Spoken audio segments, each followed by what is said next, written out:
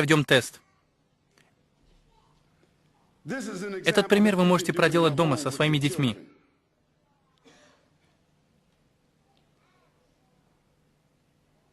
Возьмите 10 шариков. Расставьте на них цифры от 1 до 10. И положите их в мешок. И потрясите мешок.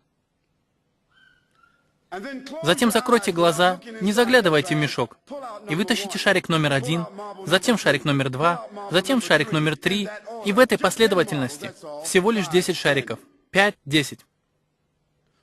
Какие у вас шансы вытащить шарики в этой последовательности, не глядя на них? Если здесь в зале есть математический гений, который знает об исчислении, который знает о произвольном выборе, кто-нибудь знает вероятность? 26 миллионов к 1. А это всего лишь 10 шариков. Это называется микропример. Давайте пойдем дальше и рассмотрим макропример. Наша Земля — единственная планета из 9, как некоторые говорят, из 11 в нашей Солнечной системе. Не так ли? А наше Солнце, которое дает энергию и свет, и силу притяжения, является центром нашей Солнечной системы.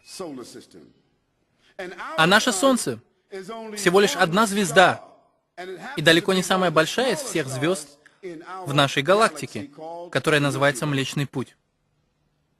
А Млечный Путь — одна из малых галактик в туманности Андромеды.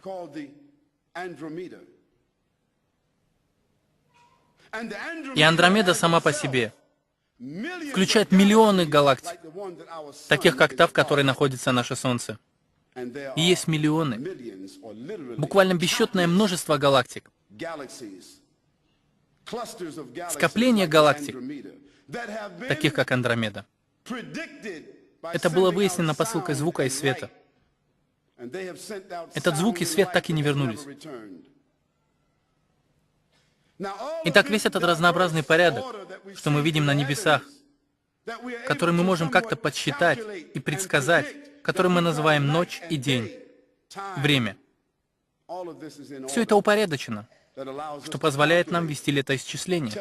Скажите мне, если вы не можете упорядоченно вытащить 10 шариков, то как же все это пришло в порядок? Совершенно очевидно, что это сделал не человек, потому что человек — это всего лишь капля воды на земле. Абсолютно ничто. Вы даже не увидите его с определенного расстояния. Он забыт. И поэтому я говорю вам, и, конечно, весь этот великий мир со всеми его огромными окрестностями не мог произойти просто так. И если даже мы примем эту теорию огромного взрыва, но ведь кто-то должен был создать этот заряд, потому что после того, как произошел взрыв, все пришло в порядок. Так что порядок не возник из этого порядка.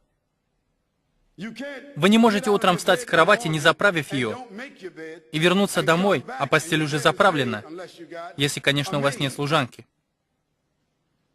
Вы не можете разрушить дом, а вернувшись с работы, найти дом целым, если только его не восстановили строители.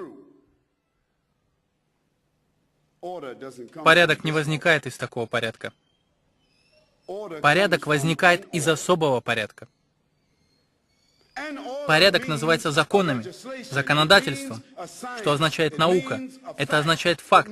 Это означает детерминацию.